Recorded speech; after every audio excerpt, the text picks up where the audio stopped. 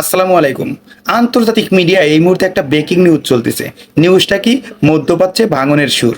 অর্থাৎ সংযুক্ত আরব আমিরাত হঠাৎ করেই ওপেক ছাড়ার সিদ্ধান্ত নিয়েছে। ওপেকটা কি? ওপেক হলো তেল উৎপাদনকারী দেশগুলোর একটি জোট, যে জোটে মধ্যপ্রাচ্যের অনেকগুলো শক্তিশালী এবং গুরুত্বপূর্ণ দেশও রয়েছে। 60 বছরের পুরনো এই জোট থেকে বের হয়ে যাওয়ার সিদ্ধান্তকে অনেকেই বলছে ঐতিহাসিক সিদ্ধান্ত, কিন্তু বিশেষজ্ঞরা বলছে এই সিদ্ধান্তের ফলে বিশ্ববাজারে তেলের উপর অনেকটা প্রভাব পড়বে এবং কি তেল যুদ্ধ শুরু হয়ে যেতে পারে। তাহলে বলতে পারেন আমিরাত এই সিদ্ধান্তটা কেন নিল? আমিরাত এই সিদ্ধান্তটা আসলে মুসলমানের কোনো প্রয়োজনে নেয় নাই, সে নিছে ইসরায়েল এবং আমেরিকার স্বার্থের কারণে। কারণ বর্তমানে ইরান মধ্যপ্রাচ্যের তেল পশ্চিমা বিশ্বের যাইতে একটা বাধা সৃষ্টি করে রেখেছে, যেমন হরমুজ প্রণালী বন্ধ করে রেখেছে।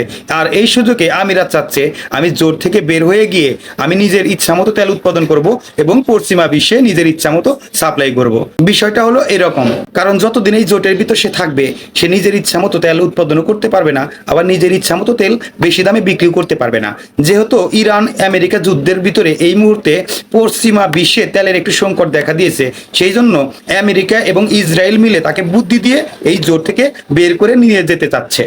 আর এই জোট থেকে বেরিয়ে গেলে নিজের ইচ্ছা মতো সে তেল উৎপাদনও করতে পারবে, নিজের ইচ্ছা মতো যে কোনো জায়গায় সে তেল বিক্রিও করতে পারবে। আর সবচেয়ে বড় কাস্টমার হলো আমেরিকা এবং ইসরায়েল, সংযুক্ত আরব আমিরাতের তেলের কাস্টমার।